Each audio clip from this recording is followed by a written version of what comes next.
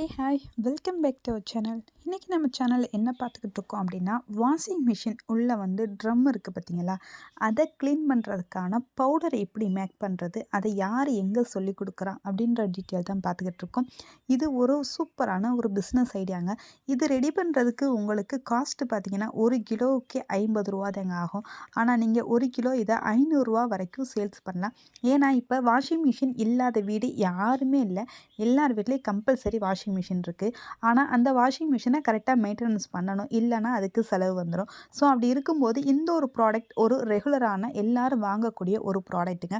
இதை நீங்கள் கமர்ஷியலாக கற்றுக்கணும், இதை பற்றி உங்களுக்கு தெரியாது அப்படின்னா, ஸோ இதுக்கான கிளாஸ் வந்து நடக்க போகுது.